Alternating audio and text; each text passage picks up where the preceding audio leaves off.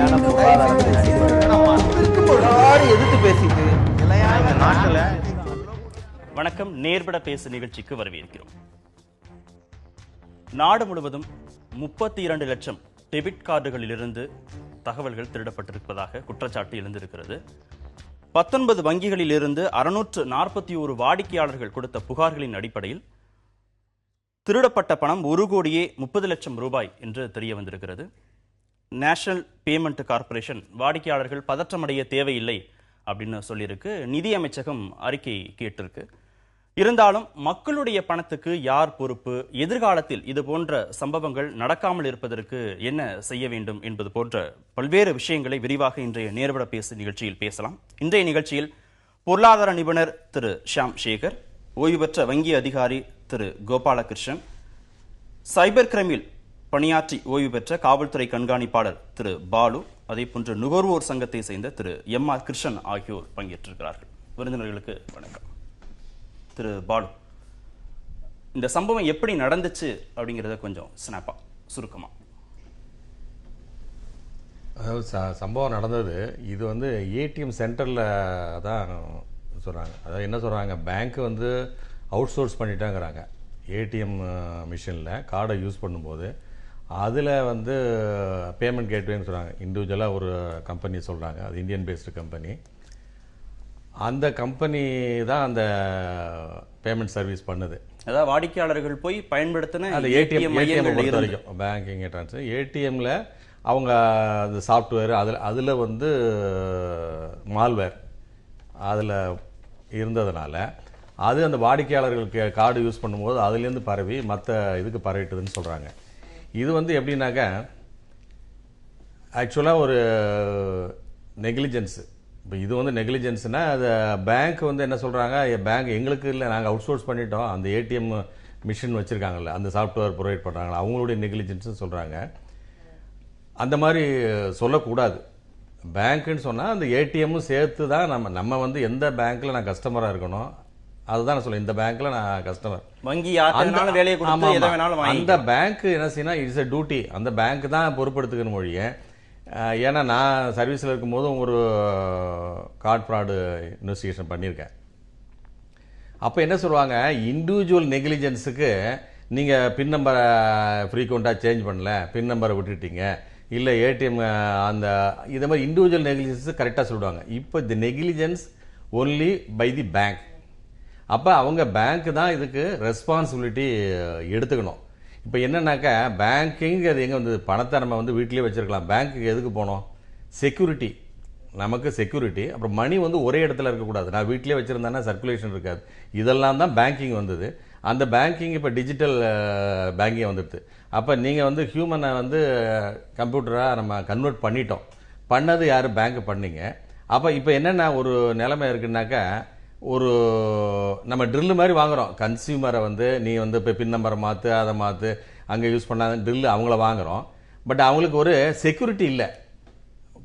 Card ஹோல்டருக்கு இப்போ நம்ம பணம் எப்போ வேணாலும் போயிடலாம். இப்போ ஃபாரின் போயிட்டு ஒருத்தர் வந்தார், அங்கே கார்டு யூஸ் பண்ணாரு, இங்கே வந்து பார்த்தாக்க இல்லை அதை அப்படி புரிஞ்சுக்கணுமா, பணம் வந்து எப்போ வேணாலும் போயிடும்னு புரிஞ்சுக்கிறதா, இல்லை பணம் கண்டிப்பாக கிடைச்சிரும்? இல்லை, நான் என்ன சொல்கிறேன், கண்டிப்பாக கிடைக்கணுங்கிறத அவங்க தான் பேங்க் தான் அஷ்யூர் பண்ணணும். இது இப்போ இந்த ரீசெண்ட் இன்சிடென்ட் வந்து only due to the negligence, அவங்க பேங்க் நெக்லிஜென்ஸு, நாட்டு கஸ்டமர் நெக்லிஜென்ஸ் கிடையாது. அதனால் இந்த bank has to take responsibility. இதை மானிட்டரிங் ஆர்பிஐ இருக்குது, இப்போ மற்ற ஏற்கனவே கைட்லைன்ஸ்லாம் கொடுத்துருக்கு. அதனால் bank has to take responsibility. Thiru Gopalakrishnan, சட்டப்படி பணம் கிடைச்சிடும், ஒன்றும் பதற்றமடைய தேவையில்லை அப்படின்னு பேமெண்ட் கார்ப்பரேஷன் சொல்லியிருக்கிறாங்க.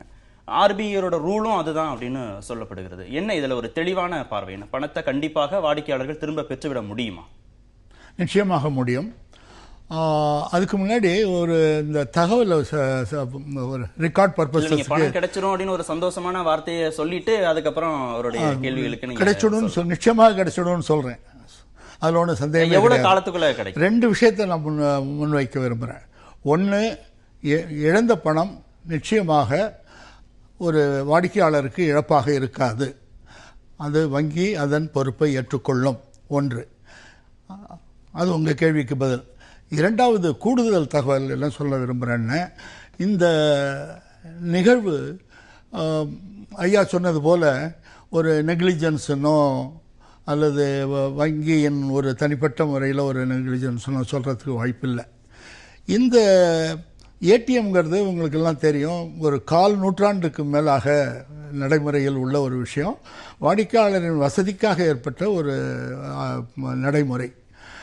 கடந்த 2-3 ஆண்டுகளில் தான் பெரிய அளவில் debit card, credit card, ATM card எல்லாம் சேர்ந்து இது இது கையாளப்படுகிறது.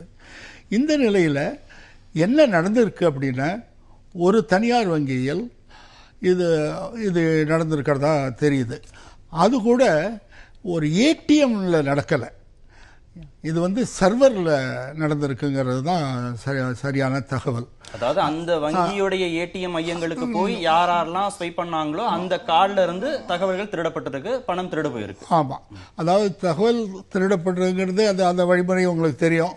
இந்த கார்டுகளை வைக்கும்போது கார்டுகளில் இருந்து மின்னணு கருவிகளின் மூலம் திருடப்படுகிறது என்பது என்ன நடந்திருந்தாலும் நீங்க எப்படி டிஃபெண்ட் பண்றீங்க? இதை டிஃபெண்ட் பண்ணல, வங்கிகளுடைய அலட்சியம் இல்ல அப்படின்னு எப்படி டிஃபெண்ட் பண்றீங்க? இது வங்கிகளின் அலட்சியமே இல்லை, அலட்சியத்துக்கு இங்க இதே இல்லை. இது பியூர்லி டெக்னிக்கல், ஒரு டெக்னாலஜிக்கல் நடவடிக்கை.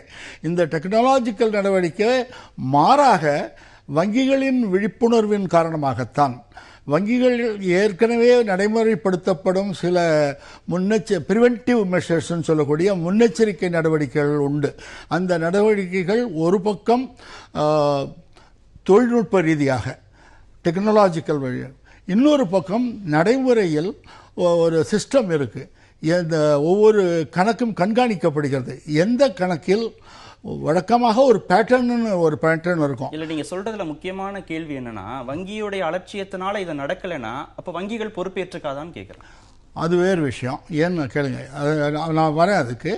வங்கிகளின் பொறுப்பற்ற தன்மைன்னு சொல்றதில்லை. இல்ல, நான் அதாவது பொறுப்பற்ற தன்மையான நான் கேட்கல. இந்த பணத்துக்கு வங்கிகள் தானே பொறுப்பேற்றுக்கிறாங்க. அப்ப அவங்களுடைய தவறு என்ன? வாடிக்கையாளரின் தவறு இல்லை என்பதால், வங்கிகளின் தவறு என்பதால் அல்ல, வாடிக்கையாளரின் தவறு அல்ல, தனிப்பட்ட வாடிக்கையாளரின் குற்றம் இதில் அவர்களுடைய தவறு ஒன்றும் இல்லை என்ற காரணத்தால் வங்கி ஏற்றுகிறது ஒரு மாரல் ரெஸ்பான்சிபிலிட்டி, ஒரு தார்மீக ரீதியாக. ஆனால் நடந்தது என்னவென்றதை நாம் பார்க்கணும். இன்னும் சில தினங்களுடைய தவறுன்னு எடுத்துக்கலாமா? ஹேக்கர்ஸ் பண்ணாங்களா, அதெல்லாம் தகவல்களை திருடனாங்க இல்லையா, அவங்களுடைய தவறுன்னு மட்டும் எடுத்துக்கலாமா? வங்கிகளுடைய தவறும் கிடையாது, இவங்களுடைய தவறும் கிடையாது, திருடர்களுடைய தவறுன்னு மட்டும் எடுத்துக்கலாம். திருடர்களுடைய செயல்பாடு, அதாவது திருடர்களுடைய செயல்பாடு. திருடர்கள் திருடி இருக்கிறார்கள், ஆனால் இந்த திருட்டை மிக விரைந்து கண்டுபிடிக்கப்பட்டது. ஆகையால் தொகை இழப்பு என்பது பெரிய தொகை இழப்பு அல்லங்கிறது தான் முக்கியமான விஷயம். National payment corporation of India பதட்டப்படாதீர்கள் என்று சொல்வதற்கு முக்கியமான காரணம், நாங்கள் பணம் கொடுத்துடுவோம் என்பது மட்டுமல்ல, இழக்கப்பட்ட பணம் 80 கோடி ஏடிஎம்ஸ் இருக்கும் இடத்தில் 30 கோடியிலும் திருடப்படவில்லை. 99.5% பாதுகாப்பா இருக்கு. இப்ப 0.5% தான் திருடப்பட்டிருக்கு. அந்த சதவீதம் கூடவே கூடாதுன்னு சொல்ல முடியாது. இல்ல, கூடாதுன்னு தான், கூடவே கூடாதுன்றது இல்ல, என கண்டுபிடிக்கப்பட்டு விட்டது. சரியான நேரத்தில் மிக விரைந்து இந்த குற்றம் வெளிச்சத்துக்கு வந்துவிட்டது, கண்டுபிடிக்கப்பட்டது. திரும்ப வரேன் திரு ஷாம், வங்கிகளோட தவறும் இல்லை, வாடிக்கையாளர்கள் தவறு இல்லாததுனால வங்கிகள் பணம் கொடுத்துருவாங்க. ரொம்ப சாமர்த்தியமாக, ரொம்ப கவனத்தோட தேர்ந்தெடுக்கப்பட்ட வார்த்தையாக இதை நான் பார்க்குறேன். நீங்கள் எப்படி பார்க்குறீங்க? இல்லை, இதை நீங்கள் வெறும் ஒரு ஆப்ரேஷனல் இஷ்யூவாக பார்க்கக்கூடாது. அதாவது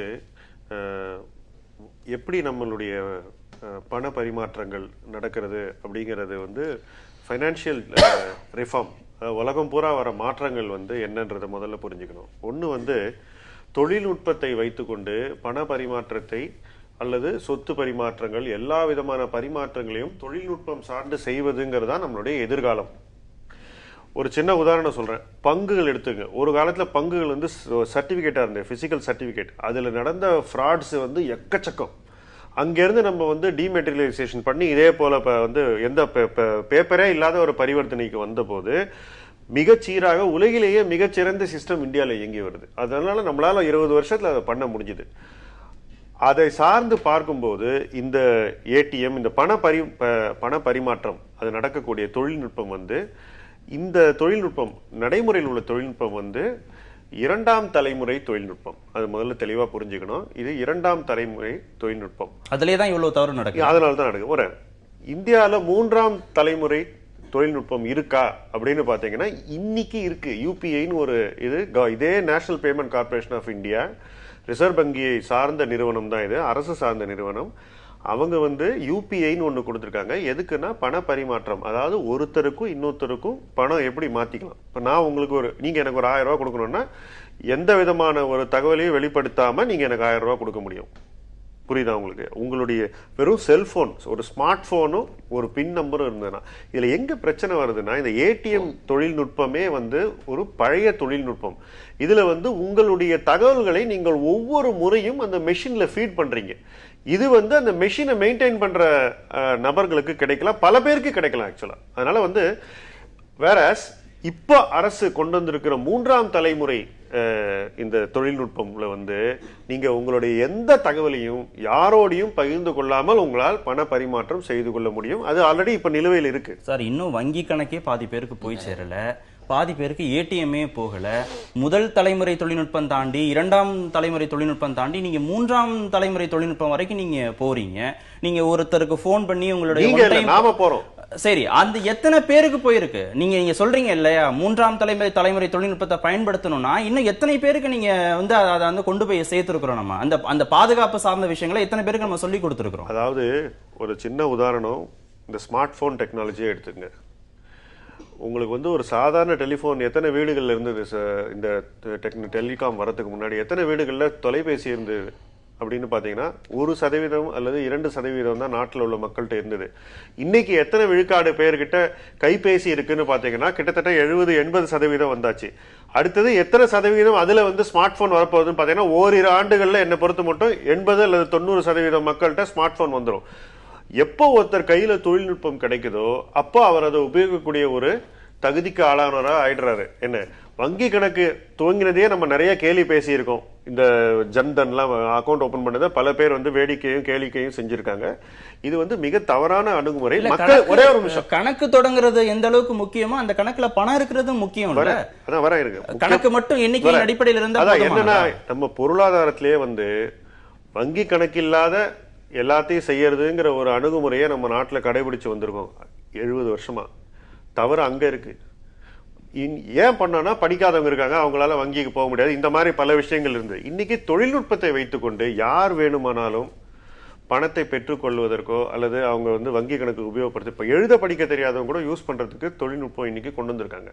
ஆகவே இதுதான் டைரக்ஷன், இந்த திசையில தான் நம்ம போகணும். இதை வந்து நம்ம திருப்பி திருப்பி கேள்வி கேட்டுட்டே இருந்தோம்னாக்கா அது வந்து ஒரு ஆரோக்கியமான ஒரு ரொம்ப எளிமையான கேள்வி. நீங்க சொல்ற மாதிரி செல்போன் டு செல்போனே நீங்க பணத்தை வந்து பரிமாற்றம் பண்றீங்கன்னா கூட சர்வர்ல இருந்து தகவல்கள் திருடப்படாதா? அதுக்கு உங்களால உத்தரவாதம் கொடுக்க முடியும்? புரிஞ்சுக்கங்க. இப்ப நீங்க வந்து ஒரு முறையும் இன்னைக்கு ஏடிஎம்ல போகும்போது உங்க தகவல்களை கொடுக்குறீங்க. அதனால நீங்க போற இடத்துல எல்லாம் அந்த தகவல்கள் வந்து நீங்க விட்டுட்டு போறீங்க. அதனாலதான் உங்களுக்கு வந்து ஒரு இடத்துல ஸ்கேனர் வச்சு உங்க கார்டை டக்குன்னு எடுத்துறாங்க ஒரு பெட்ரோல் பங்க்லயோ. இந்த கிரைம்ஸ் எல்லாம் வந்து லோவர் லெவல் கிரைம்ஸ். புதுசா வரக்கூடிய இதுக்கு பின்னாடி நீங்க அந்த ஏடிஎம் இயக்கக்கூடியவர்கள் யாரு? வங்கியால் அங்கீகரிக்கப்பட்ட நபர்கள் தான். உலகம் பூராவும் வங்கிகள் ஏடிஎம் இயக்குறது கிடையாது. வங்கிகளால் அங்கீகரிக்கப்பட்ட நபர்கள். நீங்க அந்த ஏடிஎம் உபயோகப்படுத்துறதுக்கு மிக குறைந்த ஒரு காஸ்ட் தான் கொடுக்க ரெடியா இருக்கீங்க. ஒரு வாடிக்கையாளரா நீங்க வந்து அந்த ஏடிஎம் உபயோகப்படுத்துறதுக்கு மிக குறைந்த காஸ்ட் தான் கொடுக்க ரெடியா இருக்கீங்க. அதனால ஏடிஎம் இயக்குறது வந்து ஒரு பெரிய தொழிலா மாறி அதுல வந்து அவங்க வந்து ஒரு பிரம்மாண்டமான ஒரு ஜஸ்டிபிகேஷன் சரியானு தெரியல. நீங்க ஏடிஎம் வந்து அதிகமா வந்து அவங்க பராமரிப்பு தொகையை கொடுக்கணும்ங்கிறதெல்லாம் வேற. நீங்க வாடிக்கையாளர் வந்து பாதிக்கப்படுறதுக்கு இது இந்த ஜஸ்டிபிகேஷன் வாடிக்கையாளருக்கு எந்த பாதிப்பும் கிடையாது. ஒரு நிமிஷம் நான் உங்ககிட்ட வரேன் திருக்கிருஷ்ணன். நீங்க எல்லாருடைய பேச்சுக்களையுமே நீங்க கேட்டிருப்பீங்க. வாடிக்கையாளர்களோட மேல தவறு இல்லை, ஆனா வங்கிகள் மேலுடைய அலட்சியம்லும் சொல்ல முடியாது அப்படிலாம் சொல்லக்கூடியது 3ஆம் தலைமுறை தொழில்நுட்பத்தை பயன்படுத்தும். இதெல்லாம் எப்படி நீங்க பாக்குறீங்க? அதாவது ஒரு 10 நாளைக்கு முன்ன ஒரு சைபர் செமிட்னு ஒரு கான்ஃபரன்ஸுக்கு போயிருந்தேன். அதுக்கு முன்ன இது மாதிரி தவறுகள் இவ்வளவு பெருசா நடக்கும்ன்றது எனக்கு நிச்சயமா தெரியாது. அந்த சைபர் சமிட்ல சொன்ன விஷயங்களை பத்தி ஒவ்வொரு கம்ப்யூட்டருக்குள்ளேயும் ஒவ்வொரு வீட்டில் இருக்கிற கம்ப்யூட்டருக்குள்ளேயும் ஒரு எதிரி உள்ள நுழையறதுக்கு சான்சஸ் இருக்கா? இந்தியாவில் இருக்கிற கம்ப்யூட்டர்ஸ்ல 90% of the computers can be penetrated or being penetrated சொல்றாங்க. இதை வந்து டிஜிட்டல் இந்தியான்னு ஒரு ஆர்கனைசேஷன். திரு ஷியாம் சொல்ற மாதிரி நீங்க செல்போன் டு செல்போன் பயன்படுத்தக்கூடிய 3ஆம் தலைமுறை தொழில்நுட்பத்துக்கு போனா தவறு நடக்காதுன்னு கட்டாயம் நடக்கும். இப்போ இந்த இதுவே போன் இருக்கிறதுனால தான் வந்ததுன்னு சொல்றாங்க. போன் நம்பர்ஸை வச்சு தான் பண்ணிருக்காங்க. இப்போ நம்ம சொன்னோம் அந்த இன்சர்ட் பண்ணி அந்த கண்டுபிடிக்க, இது சைனாலாம் அந்த சிஸ்டத்துல பண்ணல. இந்த இன்ஃபர்மேஷனை கம்ப்யூட்டர்ஸ்ல இருந்து ஸ்டீல் பண்ணி அதை தான் பண்ணிருக்காங்களே ஒழிய இந்த மெஷின்ல இன்சர்ட் பண்ணி அந்த இதை எம்பாசிங் எடுத்து பண்ணல. இந்த சிஸ்டம் அவங்க பண்ணியிருந்தே வேற விஷயம். இந்த நான் ஏற்கனவே சொன்ன மாதிரி பேங்க் நடத்துறது இல்ல, ஏடிஎம் பல லெவல்ல இருக்காங்க, தேர்ட் பார்ட்டின்னு சொல்றாங்க. இப்போ ஏற்கனவே ஒரு 6 மாசத்துக்கு முன்ன ரிசர்வ் பேங்க் என்ன சொன்னாங்கன்னா 7 நாளைக்குள்ள கன்சியூமர் வந்து அந்த தவறு நடந்திருக்குன்னு சொல்லிட்டாங்கன்னா பேங்க் அந்த பணத்தை கொடுக்கும். 7 நாளைக்கு மேல போயிட்டாங்கன்னா அவர் தான் பொறுப்புன்னு சொல்லிட்டாங்க. இப்போ 7 நாள்ன்றது நான் தினம் என்னுடைய அக்கௌண்ட்டை பார்த்தா தான் நான் 7 நாளைக்குள்ள சொல்ல முடியும். நான் ஏதோ வெளியூர்ல இருக்கேன், என்னுடைய அக்கௌண்ட்டை நான் பார்க்க முடியல, நான் 10 நாள் கழிச்சு வந்து பார்த்து இதுல ஒரு 50,000 ரூபாய் போயிடுச்சுன்னா எனக்கு கட்டாயம் கிடைக்காது. பேங்க் கட்டாயம் பொறுப்பு எடுத்துக்கோ, இந்த 7 நாளைக்குள்ள சொல்லணும். அதான் சட்டம். இல்ல நீங்க ஒரு 100 ரூபாய் எடுத்தாலும் உங்களுக்கு மெசேஜ் வருமே. இல்ல மெசேஜே இல்ல, நான் எங்க வெளியில போயிட்டேன், என்னுடைய மொபைல் பார்க்கல. அந்த 7 நாள் லிமிட் அதுக்காக சொல்றேன். அப்போ அப்படி இருந்தாலும் நஷ்டம் நாட்டுக்கு தானே. 7 கோடி ரூபாயோ 1.5 கோடி ரூபாயோ கன்சியூமருக்கு போனா என்ன, நான் அந்த பேங்க் கொடுத்தானே யாருக்கோ ஒரு நஷ்டம், அந்த நஷ்டத்தை ஏற்படுத்திட்டாங்க. ஒரு கஸ்டமர் போறாரு, ஒரு வயதானவர் இல்ல உங்களுக்கு படிக்க தெரியாதவங்க, அவங்களுக்கு அந்த ஏடிஎம் கார்டை பயன்படுத்த முடியல, அங்க இருக்கக்கூடிய ஒரு நபர் உதவி செய்யறாரு, அவர் அந்த பணத்தை திருடுறாரு அப்படிங்கிறது வேறு வகை. இன்னொருத்தவங்க தொலைபேசி மூலமாக அந்த தகவல்ல கேட்கறாங்க, இவங்க வங்கிகள்ல இருந்து தான் அந்த தொலைபேசி அழைப்பு வருது அப்படின்னு நம்பி இந்த தகவலை கொடுத்து பணம் திருடப்படுகிறதுங்கிறதெல்லாம் வேற.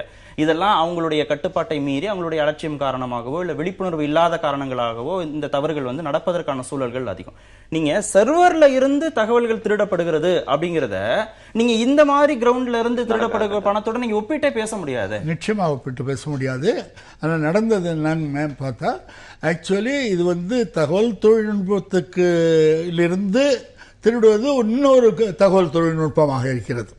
இது வந்து ஹியூமன் பிரெயின் மட்டுமல்ல, அந்த தகவல் தொழில்நுட்பத்தினால்தான் அதை திருட முடிகிறது.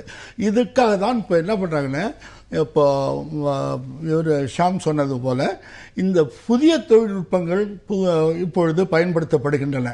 விவாதத்துக்கு சரியா இருக்கலாம், இல்ல சார், பேசுறதுக்கு நீங்க சரியா இருக்கலாம், நீங்க பழக்கப்படுத்துறதுக்கு நேரம் ஆகும் இல்லையா? இந்த இன்ஸ்டன்ட்ல பாருங்க சார், நீங்க எல்லாரையும் செல்போனுக்கு பழக்கப்படுத்துறதோ அதன் மூலமாக அந்த டிரான்சாக்ஷனுக்கு பழக்கப்படுத்துறதுக்கோ கண்டிப்பா ஆதங்கம் புரிகிறது, உங்களுடைய அக்கறை புரிகிறது. ஆனா நான் சொல்ற யதார்த்தத்தை நான் சொல்ல நடந்தது என்னன்றதை நம்ம இன்னும் பேசிக்கலாம். இல்ல நீங்க நடந்த சம்பவங்கள்ல இருக்கக்கூடிய குறைபாடுகளை பத்தி நம்ம பேசுறோம். ஆனா ஒன்னே ஒண்ணுதான் தீர்வு, 3ஆம் தலைமுறை தொழில்நுட்பம் மட்டும்தான் இதுக்கு தீர்வுன்னு முடிக்கிறதுக்கு இல்லையா? இல்ல, அதுல தவறு நடந்தா நம்ம என்ன பேசுவோம், 4ஆம் தலைமுறை தொழில்நுட்பம் தான் தீர்வுன்னு நம்ம நோக்கி நகருவோம். ரெண்டு விஷயத்தை நம்ம புரிஞ்சுக்கணும். இப்ப நடந்தது என்னன்னா, இந்த ஸ்கிம்மிங்கிறது நடக்கிறது மிக சிறிய அளவில் நடந்தது. ஆனால் இதுல பெரிய பாராட்டுக்குரிய விஷயம், ஆறுதலுக்குரிய விஷயம் என்னன்னு பாத்தீங்கன்னா, மிக விரைவில் இது கண்டுபிடிக்கப்பட்டுள்ளது. இந்த மிக விரைவில் கண்டுபிடிக்கப்பட்டது இங்கே மிக விரைவில் கண்டுபிடிக்கப்பட்டது. மே மாசம், ஜூன் மாசம், ஜூலை மாசம் பணம் போயிருக்கு. முந்தா நாள் எஸ்பிஐல இருந்து கார்டெல்லாம் பிளாக் பண்றாங்க. அப்பதான் கஸ்டமருக்கே இப்படி ஒரு சம்பவம் நடந்திருக்குன்னு தெரியுது. இது எங்க நீங்க விரைவில் பேங்க் எங்க ஹானஸ்ட் இருந்தது? 30 லட்சம் 32 லட்சம் எங்க ஹானஸ்ட் இருந்தது? அவங்களா முன் வந்து சொன்னாங்க அந்த விஷயத்தை. முன் வந்து சொல்லிருக்காங்க, நாங்க இந்த பணம் இதெல்லாம் திருடிட்டோம்னு. எவ்வளவு பணம் போயிருக்கணும், அந்த அளவுக்கு போகல. It's not a major loss, it is not ஒரு பெரிய அளவில் பணம் இழக்கப்படவில்லை என்றுதான் முக்கியம். நீங்க சந்தோஷப்படுறீங்கன்னு எனக்கு புரிஞ்சுக்க முடியல. 1,30,00,000 பணம்ங்கிறது பெரிய அமௌண்ட் இல்லைனாலும் 32 லட்சம் வாடிக்கையாளர்களுடைய டெபிட் கார்டு விவரங்கள் திருடு போயிருக்குங்கிறது பெரிய விஷயம். அதாவது என்ன ஆச்சுன்னா, ஒரு இடத்துல ஒரு கார்டுல திருடிட்டு போயிருந்தா கூட அதுக்கு சம்பந்தப்பட்ட 1000 கார்டையும் வாபஸ் வாங்குறாங்க. அப்படிதான் இந்த 32 லட்சம் வந்திருக்கிறது. 32 லட்சத்திலையும் திருடி விடவில்லை. நீங்க அவர் சொன்ன ஒரு விஷயத்தை நீங்க இன்னும் கவனிக்கவே இல்லை. 7 நாட்கள்ல எத்தனை பேருக்கு எவ்வளவு பணம் போயிருக்கு, தன்னோட அக்கௌண்ட்ல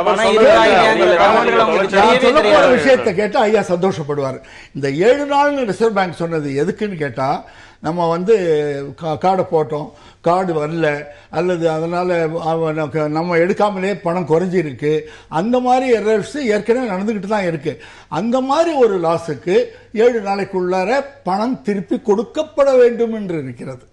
7 நாளுக்குள்ளார திருப்பி கொடுக்கப்பட வேண்டும். இந்த சம்பந்தமாவே உங்கள்கிட்ட முதல்ல ஒரு கேள்வி கேட்டேன், அதுக்கு நான் உங்ககிட்ட இன்னும் விளக்கம் பெறேன். நீங்க வந்து இத்தனை நாட்களுக்குள்ள இந்த பணம் திரும்ப கிடைச்சிரும் அப்படின்னு ஏதாவது உறுதி இருக்கான்னு கேட்கிறேன். இந்த திருடு போயிருக்கிற பணம் இருக்கு இல்லையா, 1,30,00,000, இத்தனை நாட்களுக்குள்ள திரும்ப கிடைச்சிரும் வாடிக்கையாளருக்குன்னு ஏதாவது இதுவரை அவங்க அபிஷியலா சொல்லல.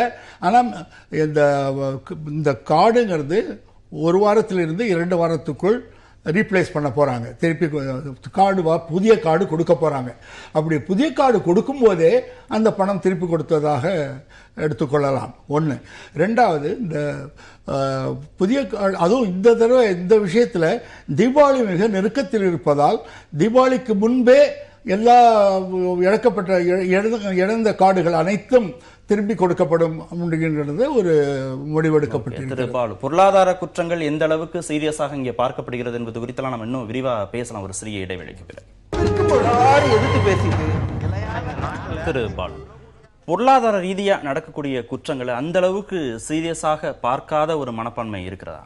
அரசுடைய நடவடிக்கையா இருக்கட்டும், இல்ல வங்கிகளுடைய நடவடிக்கையா இருக்கட்டும், நீங்க எப்படி பாக்குறீங்க? இல்ல, வங்கிகள் என்ன செய்யுது, வங்கிகளை அவுட் சோர்ஸ் பண்ண உடனே நமக்கு அது பொறுப்பு இல்லைன்னு விட்டுறாங்க. அவுட் சோர்ஸ் பண்ணுறாங்க, நோ டவுட் அவுட் சோர்ஸ் பண்ணி தான் அவனுக்கு சாஃப்ட்வேர் மெயின்டெனன்ஸுக்கு. அதை அவங்கள மானிட்டர் பண்ணுறது பேங்க் பண்ணணும். ஏன்னா நான் வந்து ஒரு பேங்கோட கஸ்டமர்னா நான் பேங்கை நம்பி தான் இருக்கேன். அது ஒரு தப்பு பண்ணுறாங்க. இதில் வந்து என்னென்னா, எப்போதுமே டெக்னாலஜியில் டெவலப்மெண்ட் வந்துக்கிட்டே தான் இருக்கும். இதை வந்து அவங்க எப்படி வந்து அப்டேட் பண்ணலான்னு பண்ணிகிட்டே இருக்கணும். ஒரு சிஸ்டத்தை இது பண்ணிவிட்டு அப்படியே அதை இது பண்ணிடுறாங்க. இப்போ நான் சர்வீஸில் இருக்கும்பொழுது கவுண்டர் ஃபிட் கரன்சி ஒரு ஏடிஎம்மில் வந்தது, ஒரு சொல்கிறேன். அப்போ என்ன சொல்கிறாங்க பேங்க்கில், அது எங்களுக்கு தெரியாது சார், அது அவுட் சோர்ஸ் பண்ணிட்டோம், ஃபில் பண்ணுறவங்க பண்ணிட்டாங்க. அதுக்கப்புறம் இப்போ வந்துட்டு அதை கவுண்டர் ஃபிட்டை இது ரிமூவ் பண்ணுறதுக்கெல்லாம் அப்போ இல்லை. அப்போ ஒரு திருத்தம் சொல்லணும் சார். இந்த அவுட் சோர்சிங் சார் சொல்றாரு.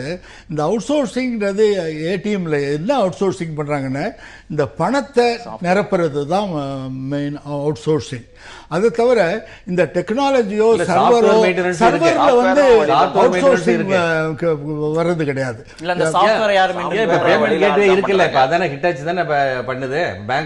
இந்த அவுட் சோர்சிங் சொல்ற ஒரு அவுட் சோர்சிங் நீங்க சொல்றது பணத்தை நிரப்புறது மட்டும் இல்ல இல்லையா, அந்த சாஃப்ட்வேரை மெயின்டைன் பண்றது அவங்க தானே பண்றாங்க, இந்த சர்வரை மெயின்டைன் பண்றது அவங்க தானே பண்றாங்க. அது வந்து இந்த பண நிரப்புற அவுட் சோர்சிங்க்கு அவங்களுக்கு சம்பந்தம் இல்லை.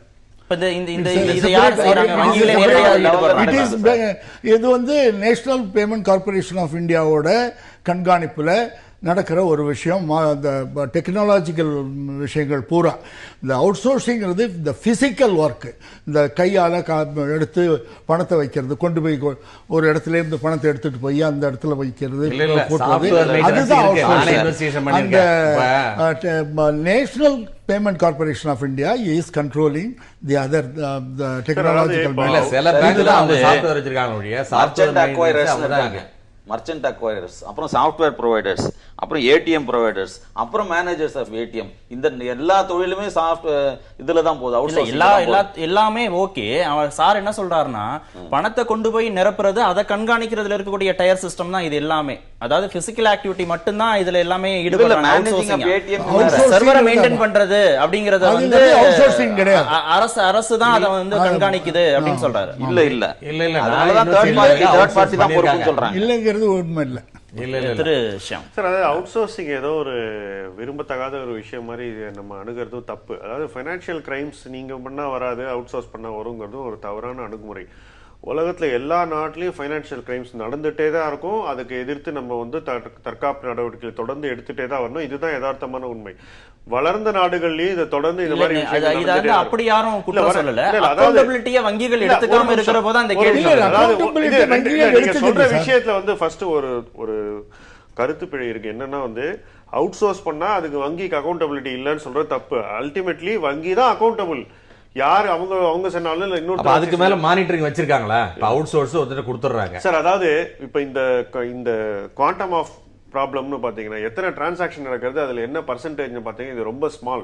Cost of monitoring versus cost of giving ஏதாவது ஒரு காம்பன்சேஷன் கொடுக்கறதுக்கும் இதுக்கும் வித்தியாசம் பாத்தீங்கன்னா காம்பன்சேஷன் கொடுத்துட்டே போயிடலாம். அதுதான் அவங்க அணுகுமுறையா இருக்கு. இது மாதிரி விஷயங்கள் பண்ணும்போது என் கார்டை ஃப்ரீஸ் பண்ணிட்டான்னு வச்சுக்கேன். இப்ப நான் வெளியூர் போறேன், இல்ல ஹாஸ்பிட்டல்ல இருக்காங்க, ஏதாவது பணம் வந்து என்ன கார்டை ஃப்ரீஸ் பண்ணிட்டீங்க, இப்ப எங்க போறது பணத்துக்கு?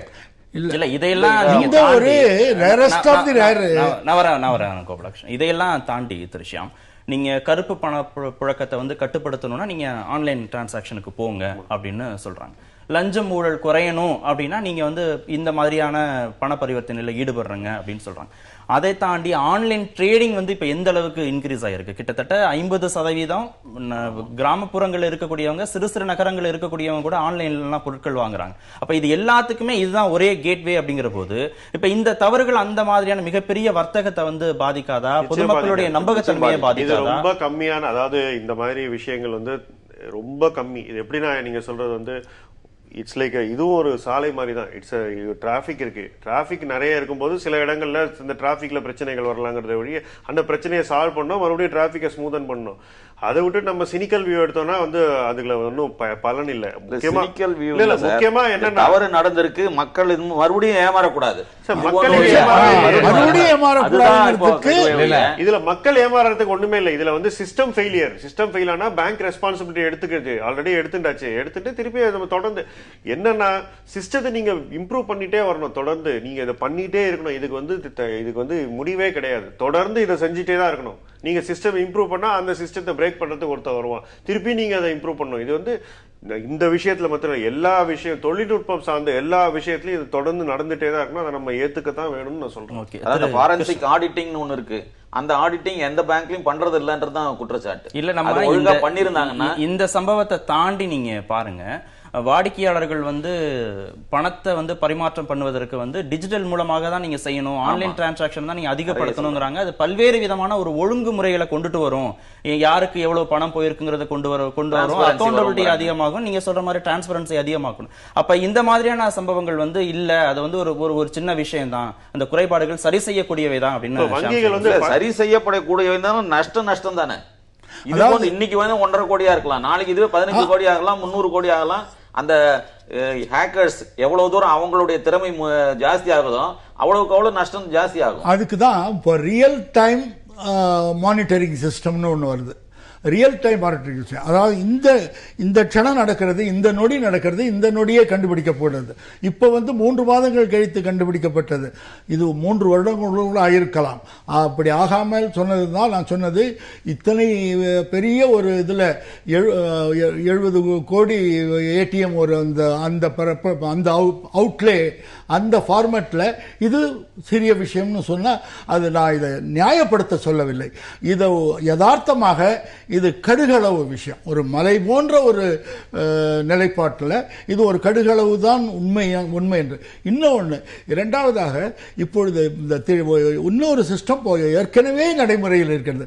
அது என்னன்னு பார்த்தீங்கன்னா, எந்த கணக்கில் எப்பொழுதும் ஒரு பேட்டர்ன் இருக்கும். இந்த பேட்டர்ன் இத்தனை தடவை பணம் எடுப்பாங்க, இந்த அளவுக்கு பணம் எடுப்பாங்க, இந்த காரணங்களுக்காக பணம் எடுப்பாங்க அப்படிங்கிறது ஒரு பேட்டர்ன் இருக்கும், சிஸ்டம் இருக்கும். அதை மீறி திடீரென்று ஒரு சைனாவுக்கு பணம் போகுது அனுப்புறாங்க அல்லது வெளிநாட்டுக்கு பணம் அனுப்புறாங்க அப்படின்னு இருந்தா அந்த இது கண்காணிக்கப்படுறது ஆட்டோமேட்டிக்கா. அந்த சம்பவம் ரொம்ப ரொம்ப சிறிய சம்பவம், இது மாதிரி எல்லாம் நடக்கும் நம்ம ஜஸ்டிபிகேஷன் கொடுத்தாலும் ஜஸ்டிஃபை பண்ணல. நீங்க இப்ப நீங்க வந்து ஏடிஎம்களை பயன்படுத்தாதீங்க, மற்ற வங்கிகளோட ஏடிஎம் பயன்படுத்தாதீங்கன்னா இப்ப நீங்க அறிவுரை சொல்லியாச்சு. ஏற்கனவே என்ன அறிவுரை சொன்னோம்? நீங்க ஏடிஎம்களை பயன்படுத்துங்க அதிகமானு சொன்னோம், அட்டைகளை பயன்படுத்துங்கன்னு சொன்னோம். இப்ப நீங்க டெபிட் கார்டுக்கே இந்த பிரச்சனைனா கிரெடிட் கார்டுன்னு வருகிற போது அதனுடைய வீரியம் இன்னும் ஜாஸ்தியாக தான் செய்யும். இதெல்லாம் அதுக்கு போகாதுன்னு எந்த உத்தரவாதமும் கொடுக்க முடியாது. பிரிவென்டிவ் ஆக்ஷன் எடுக்கப்படுகிறது. ஏற்கனவே எடுக்கப்பட்டதுனால தான் இது இவ்வளவு சீக்கிரம் தெரிஞ்சதுன்னு நான் சொல்றேன். அதுதான் நான் மீண்டும் மீண்டும் சொல்றேன். அதாவது 1 கோடிங்கிறது பெரிய அமௌண்ட் தான், அது நான் இல்லைன்னு சொல்லலை. ஆனால் 70 கோடி ஏடிஎம்ல இத்தனை ஆண்டுகளாக ஒரு 1/4 நூற்றாண்டுக்கு மேலாக செயல்பட்டு வரும் ஒரு திட்டத்தில், கோடிக்கணக்கான மக்கள் பயனடைந்த ஒரு திட்டத்தில் இது ஏற்பட்டது என்றால் இது அலட்சியத்தால் ஏற்பட்டது அல்ல. இது வந்து ஒரு சிஸ்டமிக் ஃபெயிலியர் அல்லது நம்ம எடுத்துக்கொண்ட அந்த டெக்னாலஜிக்கல் ஒரு இது இருக்கு செயல்பாடு, அது தேவையை விட சற்று குறைவாக இருந்திருக்கிறது. அதை இட்டு நிரப்புவதற்கு இப்பொழுது ஆக்ஷன் இஸ் பீயிங் டேக்கன். எந்த அளவுக்கு சாத்தியம்? நீங்க ஜன்தன் திட்டமாக இருக்கட்டும், மானியங்களை வந்து வங்கி கணக்கிலேயே செலுத்துவதாக இருக்கட்டும், அரசு வந்து முழுமையாக மக்களை வந்து வங்கிகளின் கட்டுப்பாட்டின் கீழ் கொண்டு வருவதற்கான அந்த பயன்பாட்டை அதிகப்படுத்துவதற்கான முயற்சிகளை தொடர்ச்சியாக செஞ்சுட்டே இருக்கிறாங்க. நீங்க இந்த சிஸ்டத்தை ஸ்ட்ராங் பண்ணாம, இங்க இருக்கக்கூடிய கண்காணிப்பை நீங்க தீவிரப்படுத்தாம, சின்ன விஷயம் நடந்துருச்சு இல்லாம இனிமே இதெல்லாம் வலுப்படுத்த முடியும்னு நம்ம பேசுறது எந்த அளவுக்கு ஆரோக்கியமா இருக்கு? நமக்கு இவங்க சொல்றதெல்லாம் இண்டிவிஜுவல் சர்வர்ல போயிருக்கு, சர்வர்ல ஹேக் ஆயிருக்குன்னா இப்ப கம்ப்யூட்டர் எமர்ஜென்சி ரெஸ்பான்ஸ் டீம்னு ஒன்று இருக்கு, அதுதான் நோடல் ஏஜென்சி இந்தியா பொறுத்த வரைக்கும்.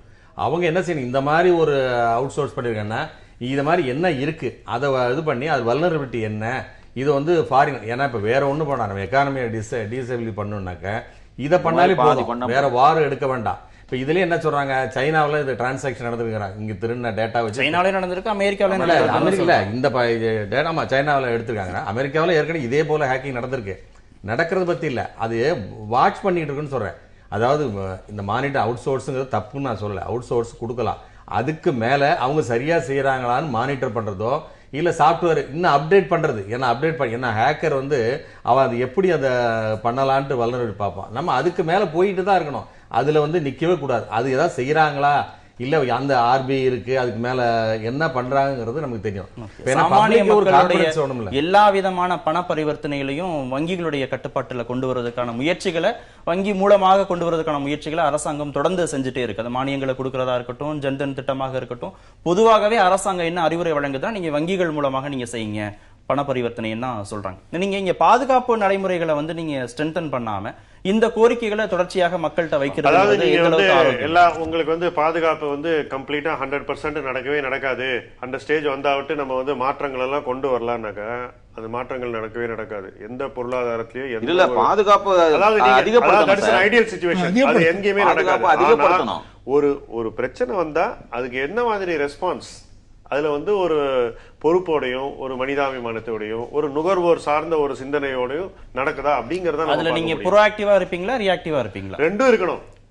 நீங்க ஒண்ணுதான் இருக்கணும்னு சொல்லக்கூடாது, ரெண்டும் இருக்கணும். அதுதான் நான் சொல்ல வரேன். இப்ப நீங்க ப்ரோஆக்டிவா இருப்பதற்கு தான் நீங்க மக்களுடைய பணம் திரும்ப கிடைக்கிறது, பதற்றப்பட வேண்டாம், கண்டிப்பாக வங்கி கொடுத்துரும், ஆர்பிஐயோட ரூல்ல இருக்குன்னா சொன்னாலும் அரசாங்கத்துடைய பணம் தானே திரும்ப அது இழப்பு, அரசாங்கத்துடைய பணம் தானே கொடுக்க போறாங்க.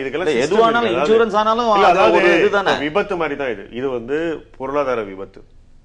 விபத்து நடந்தா அந்த விபத்துக்கு என்ன நஷ்ட ஈடு கொடுக்கணும், மறுபடியும் விபத்து நடக்காம இருக்கிறதுக்கு அததான் பார்க்கணும். இப்போ மறுபடியும் விபத்து நடக்காததுக்கு என்ன இன்ஃபர்மேஷன் ஆடிட் சிஸ்டம் இருக்கு, கிளியரான ஒரு இதை விட வந்து பல மடங்கு அதிகமான பண பரிவர்த்தனை, சொத்து பரிவர்த்தனை நடக்கக்கூடிய ஒரு இடம் பங்கு சந்தை.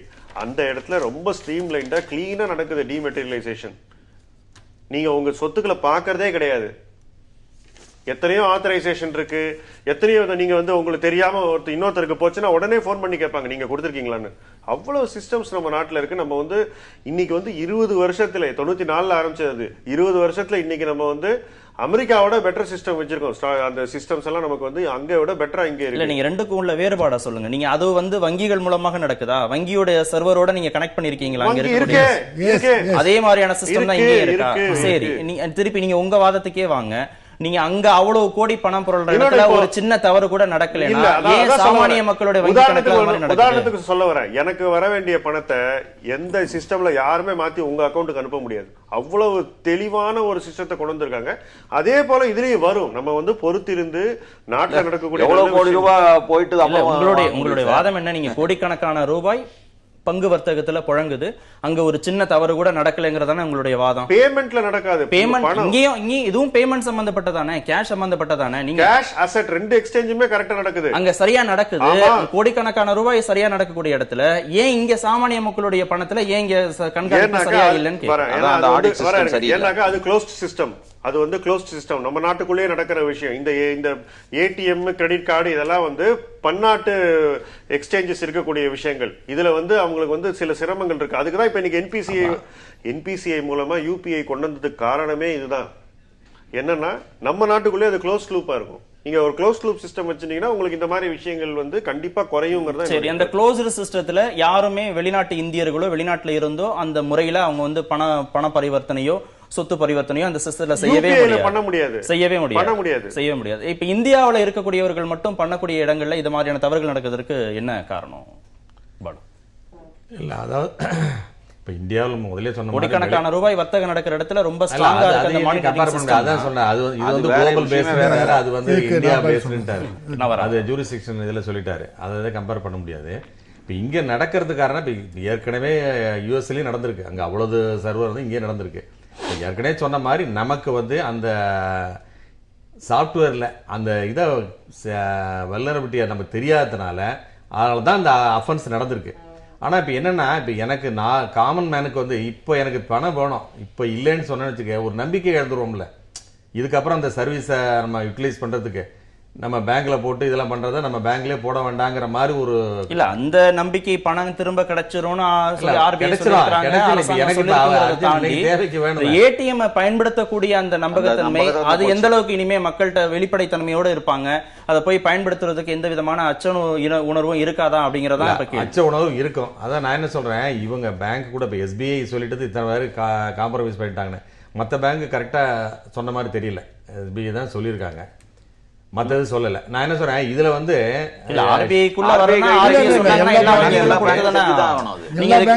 விளக்கம் சொல்லலாம். ஒரு இடைவெளிக்கு பிறகு நம்ம தொடர்ந்து பேசலாம். திரு கிருஷ்ணன், பொதுவா வங்கி பயன்பாட்டை அரசுகள் தனியார் துறையை சேர்ந்தவர்கள் எல்லாருமே இப்ப அதிகப்படுத்தி தான் இருக்கிறாங்க. சாமானிய மக்களும் வந்து வங்கிகளை பயன்படுத்தக்கூடிய அந்த திட்டங்களுக்கு அவங்க கொண்டு வந்துட்டே தான் இருக்கிறாங்க. இந்த சூழலை டெபிட் கார்டு அப்படிங்கறத பயன்படுத்துறதோ இல்ல கிரெடிட் கார்டு பயன்படுத்துறதோ அது சார்ந்த விழிப்புணர்வுகள், வங்கி சார்ந்த அந்த விழிப்புணர்வுகள்லாம் இந்த சாமானிய மக்களுக்கு இந்த வங்கிகள் கொண்டு போய் சேர்க்கிறாங்க. கட்டாயம் இல்ல சார். நான் வந்து ஒரு 10 நாளைக்கு முன்ன ஒரு இன்சூரன்ஸ் செமினார் அட்டன் பண்ணேன். அப்போ அந்த இன்சூரன்ஸ் ஆர்கனைசேஷன்ல இருந்து வந்து பேசுறவங்கலாம் இப்படி இருக்கு சட்டம், அப்படி இருக்கு சட்டம் சொல்லும்போது, கோபிச்செட்டிப்பாளையத்துல இருந்து ஒருத்தர், எங்களுக்கு இதெல்லாம் தெரியவே தெரியலையே சார், நாங்க பாலிசி எடுக்கும் போது எந்த ஏஜென்ட்டும் இதெல்லாம் சொல்லலையேங்கிறாரு. கோபிச்செட்டிப்பாளையம் ஒரு தாலுகா தலைநகரம், அந்த இடத்துல இருக்கிறவருக்கே இது தெரியல. அப்படி இருக்கும் கிராமத்துல இருக்கிறவங்களுக்கு எல்லாம் எப்படி தெரியும்? ஜன்தன் வந்து ஒவ்வொரு கிராமத்துலயும் வந்தாச்சுன்னு சொல்றாங்க. அப்ப அவங்களுக்கு என்ன தெரியும்? ஏதோ ஒரு 100 ரூபாய் அவருக்காக சேர்த்திருக்காரு, 5000 ரூபாய் கடன் கிடைக்கும்னு அந்த ஒரு டோட்டல் ஸ்லோகனை நம்பி கணக்குல சேர்த்திருக்காங்களே ஒழிய நமக்கு இதுல எத்தனை கடமை இருக்கு, இதுல என்ன உரிமை இருக்குன்றது தெரியல. அதே மாதிரி வங்கிகளும் இந்த விஷயங்கள் எல்லாம் அவங்க கன்சியூமர் எஜுகேஷன் ஒரு தனி செல் வச்சு சொல்லி தரணும் இருக்கு, அவ சொல்லி தரதில்ல. அந்த கன்சியூமர் கிரிவன்ஸ் ரிட்ரஸல் மீட் 3 மாசத்துக்கு ஒரு தடவை நடத்தி ஒவ்வொருத்தருடைய குறை என்ன, அவருக்கு என்ன செய்யலாங்கிறத சொல்லணும் இருக்கு. அதை எந்த வங்கியும் செய்யறது இல்ல. இப்படி இருக்கும்போது வங்கிகள் மேல நம்பிக்கை போச்சு. நீங்க சொல்ற மாதிரி பானையில போட்டு வச்சிருந்தப்போ நம்ம செக்யூர்டா இருந்தோம்னு நினைக்கிறேன். இன்னைக்கு வங்கியில போட்டு கூட நம்ம பணம் நமக்கு கிடைக்குமாங்கிற சந்தேகம் தான் நாளுக்கு நாள் வலுக்குறது. இப்படி நாளுக்கு நாள் வலுக்கும் போது இதை கிராமத்துக்கு வரைக்கும் கொண்டு செல்ல வேண்டும் என்ற கவர்மெண்ட்டினுடைய எண்ணம் எவ்வளவு தூரம் பலிக்குன்றது தெரியல. ஃபோர்ஸ் பண்ணி அக்கௌண்ட் ஓபன் பண்ணியாச்சு. பட் இது சஸ்டெயின் பண்ண முடியுமாங்கிறது சந்தேகம் தான், கட்டாய சந்தேகம் தான். ஏன் இந்த விழிப்புணர்வை ஏற்படுத்தல? உலகத்திலேயே இது ஹிஸ்டாரிக்கல் ஃபேக்ட். நேஷனலைசேஷனுக்கு அப்புறம் வங்கிகள் கிராமங்களில் பட்டி தொட்டிகள் எல்லாம் வங்கி கிளைகள் திறக்கப்பட்டன. ஒரு போலீஸ் ஸ்டேஷன் இல்லாத கிராமத்தில், ஒரு போஸ்ட் ஆஃபீஸ் இல்லாத கிராமத்தில் வங்கிகள் திறக்கப்பட்டன. அப்போ உலக அளவில் என்ன எழுதுனாங்கன்னா, இந்த எக்ஸ்பான்ஷன், பிரான்ச் எக்ஸ்பான்ஷன் அன்பேரலல்டு, அன்பிரசிடென்டட் அப்படின்னாங்க. இதற்கு முன் எங்கும் எந்த நாட்டிலும் நடக்காத ஒரு காரியம். இந்தியாவிலே கூட இந்த அளவுக்கு இதுவரை நடந்ததில்லை. மதிப்பிட முடியாது. அதை யாரும் குறைச்சு சொல்லவும் இல்லை. எக்கானமியை நோக்கி நீங்க போறீங்க, பணமே இல்லாத ஒரு எக்கானமியை நோக்கி போகணும்னு பிரதமர் நரேந்திர மோடி பேசுறாரு. அவ்வளவு பெரிய இலக்கை நோக்கி நீங்க நகருகிற போது பாதுகாப்பு அம்சங்கள்ல இவ்வளவு குறைபாடுகள் இருக்கிறது. இவ்வளவு குறைபாடுன்னு சொல்ல முடியாது, இவ்வளவு குறைவான குறைபாடுன்னு தான் சொல்லணும். ஏன்னு கேளுங்க, ஏன்னா இந்த பிரம்மாண்டமான ஒரு நாட்டில் 120 கோடி மக்கள் வாழும் நாட்டில் இதுல வந்து நேஷனலைசேஷன் அப்ப 2% மக்கள் தான் அக்கௌண்ட் வச்சிருந்தாங்க. இன்னைக்கு 60-70% மக்கள் அக்கௌண்ட் வச்சிருக்காங்க. அவர்களுக்கு வங்கிகள்லாம் முன்னாடி எல்லாம் மிட்டா மிராசுகளுக்கு மட்டும்தான் கதவு திறந்தன. இப்பொழுது வந்து எந்த குப்பனும் சுப்பனும் அந்த பேங்குக்குள்ள ஆகவே ஒரே ஒரு விஷயம் நான் இங்க பதிவு செய்ய விரும்புறேன்.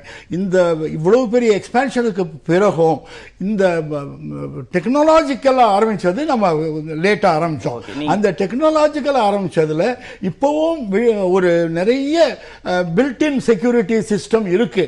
அப்படி இருந்ததுனால தான் இந்த அளவுக்கு நாம குறைத்து லாஸ் ஏற்பட்டிருக்கு. ஓகே திரு ஷியாம், நீங்க குளோபல் எக்கானமி இருக்கிற போது பிரச்சனை இல்லை, அது பெரிய அளவுல நடக்கிறது, அங்க வந்து ரொம்ப க்ளோஸ்டு சர்க்கிள் நடந்தது பங்கு பரிவர்த்தனையில. ஆனா இங்க வந்து குளோபல் லெவல்ல நடக்கிறதுனால இந்த மாதிரியான சிக்கல்கள் வருகிறது, வெளிநாட்டில் இருக்கக்கூடியவர்கள்லாம் கூட இங்க பணம் இயக்கிறதுனால அது மாதிரியான ஒரு சூழல் வருகிறதுங்கிற ஒரு குற்றச்சாட்டை நீங்க வச்சீங்க. ஆனா நீங்க வந்து ஒட்டுமொத்தமாகவே பல்வேறு நாடுகள் வந்து பணமே இல்லாத எக்கானமியை நோக்கி நகரணும் அப்படிங்கிற ஒரு முயற்சி எடுத்துட்டு வருகிற போது அப்ப இந்த சர்க்கிள் இன்னும் வந்து ஒய்டன் ஆகத்தான் செய்யும். அப்ப நீங்க இந்த கண்காணிப்பு வளையத்தையும் அதிகப்படுத்ததானே செய்யணும். அதற்கான தேவை இப்ப எழுந்திருக்குன்னு புரிஞ்சுக்கலாம். இன்னைக்கு நம்ம என்ன பண்ணோம், இந்த ஏடிஎம் நெட்வொர்க், இந்த டெக்னாலஜி எல்லாமே என்ன பண்ணோம், வெளியிலேருந்து அவசரத்துக்கு வெளியிலேருந்து கொண்டு வந்து யூஸ் பண்ணுறோம். ஒன்று. ரெண்டாவது, இந்த டெக்னாலஜியில் வந்து ஆத்தென்டிகேஷன், உண்மையிலே இந்த வந்து பணத்தை கொடுக்கணுமா வேணாமா, எடுக்கணுமா வேணாமா அப்படிங்கறது வந்து உங்களுக்கும் வங்கிக்கும் நேரடியா நடக்கல. நீங்க வந்து இதை வந்து யாரோ ஒருத்தர் மெஷின் நடத்துறவங்க கிட்ட அந்த ஆத்தென்டிகேஷன் நடத்துறீங்க. உங்க தகவல்களை வந்து நீங்க வந்து ஒரு தெரியாத ஒரு நபர், உங்களுக்கு நேரடி சம்பந்தம் இல்லாத ஒரு நபர்கிட்ட உங்க தகவல்களை நீங்க தொடர்ந்து கொடுத்துட்டு வரீங்க. இந்த சிஸ்டமோட குறைபாடு இது. நான் என்ன சொல்ல வரேன்னா, இந்த ஆத்தென்டிகேஷன் உண்மையிலே இந்த முடிவை பணம் கொடுப்பதற்கோ பெறுவதற்கோ அல்லது பொருள் வாங்குவதற்கோ எந்த விதமான ஒரு டிரான்சாக்ஷன் பண்ணணும்னாலும் அந்த முடிவை ஆத்தென்டிகேஷன் பண்ண வேண்டிய ஒரு சிஸ்டம் சென்ட்ரலைஸ்டா ஒரு இடத்துல உங்களுக்கும் வாடிக்கையாளர்களுக்கும் அந்த சென்ட்ரலைஸ்டு பாயிண்ட்டுக்கும் நடுவில் நடந்தாக்கா இது போன்ற இந்த குறைபாடுகள் வந்து அறவே நீங்கி விடுங்கிறது என்னுடைய கருத்து. அரசு இதை நோக்கி தான் போயிட்டு இருக்கு. அவரோட நம்பிக்கை திரு பாலு, சுருக்கமா நீங்க இவ்வளவு வங்கி சார்ந்த பிரச்சனைகளை தாண்டி இன்னைக்கு அரசுடைய இணையதளங்கள் முடக்கப்படுகிறது, அரசுடைய துறைகள் சார்ந்த இணையதளங்கள் முடக்கப்படுகிறது. நீங்க வங்கியுடைய பாதுகாப்புங்கிறத தாண்டி, வாடிக்கையாளர் பாதுகாப்புங்கிறத தாண்டி சைபர் செக்யூரிட்டிலே நம்ம ரொம்ப தூரம் போக வேண்டியது இருக்கு அப்படின்னு புரிஞ்சுக்கிறதாக இருக்கிறதா? அதாவது இப்போ சாதாரண வெஹிக்கிள் ரோட்டில் போகிறதுனா ஏர்லி ஒன்ஸ் வெஹிக்கிள் அதை மோட்டார் வெஹிக்கிள் இன்ஸ்பெக்டர் செக்கிங் பண்ணுறாங்க, பண்ணி ஃபிட்னஸ் கொடுக்குறாங்க. இப்போ சாஃப்ட்வேர் இதெல்லாம் இருக்குல்ல, இதை ஏதாவது ஒரு ஏஜென்சி, இப்போ நான் சொன்ன nodal agency, computer emergency response டீம்லாம் சொன்னேன், இந்த சாஃப்ட்வேர்லாம் இது வந்து ஃபிட்டு இப்போ இருக்கிறதுக்கு ஃபிட்டாக இருக்கா, இது தொடர்ந்து இந்த சாஃப்ட்வேர் இது அப்டேஷன் இல்லாமல் இருக்கா என்னன்னு இந்த மாதிரி ஒரு ஏஜென்சி இருக்கணும். ஏன்னா இப்போ நடந்தது சர்வர் தட்டு, இண்டிவிஜுவல் இல்ல, அவேர்னஸ் எல்லாம் வருது, இண்டிவிஜுவல். இந்த பொறுப்பு அரசுக்கு இருக்கதா சொல்றீங்களா, இல்ல அரசுக்கு வங்கிகளுக்கு இருக்கிறதா சொல்றீங்களா? அரசுக்கு இதெல்லாம் வச்சிருக்க தனியாருக்கு இல்ல, அரசு தானே வந்து சென்ட்ரல் அந்த கம்ப்யூட்டர் எமர்ஜென்சி ரெஸ்பான்ஸ் டீம்னு வச்சிருக்காங்க, நோடல் ஏஜென்சி. ஆர்பிஐக்கும் பொறுப்பு இருக்கு. நான் என்ன சொல்றேன், ஒரு பேங்க்கும் ஒரு சாஃப்ட்வேர் அவங்க இண்டிவிஜுவலா வச்சிருந்தாலும் சரி, அவுட் சோர்ஸ் பண்ணிருந்தாலும் சரி, அதை வந்து சரியா அதுக்கு தான் அந்த ஆடிட்டர் சொல்றாங்க. இப்போ அந்த ஐடி ஆக்ட்ல என்ன சொல்றாங்கன்னாக்க, ஐடி ஆக்ட் அமெண்ட் பண்ணதுல அது செக்யூரிட்டி, இப்போ இது செக்யூரிட்டி ஆடிட்டர் மாதிரி பண்ணணுங்கிறாங்க. அது யாரும் பண்றது கிடையாது. பண்ணாக்க இவ்வளவு பிரச்சனைகளை குறைக்க முடியும், அந்த தீவிரத்தை குறைக்க முடியும். அட்லீஸ்ட் இப்ப இது முன்னாடியே இப்ப முதல்ல தெரியணும்ல. இப்ப இது வந்து டிலேவா தான் தெரிஞ்சிருக்கு. முதல்ல இன்ட்ரூஷன் வந்த உடனே ஒரு நமக்கு ஒரு சிம்டம், அதாவது குறைவான பாதிப்புன்னு திரு கோபாலகிருஷ்ணன் சொல்றாரு. பாதிப்பு குறைவான பாதிப்பு, அதிகமான பாதிப்பு இல்லாம இருக்கிறதுக்கு எல்லாத்தையும் நிகழ்ச்சியை நிறைவு செய்யறோம். நிகழ்ச்சியில் பங்கேற்ற அத்தனை விருந்தினர்களுக்கும் மிக்க நன்றி. மீண்டும் சந்திப்போம். நன்றி, வணக்கம். எதிர்த்து பேசிட்டு நாட்டுல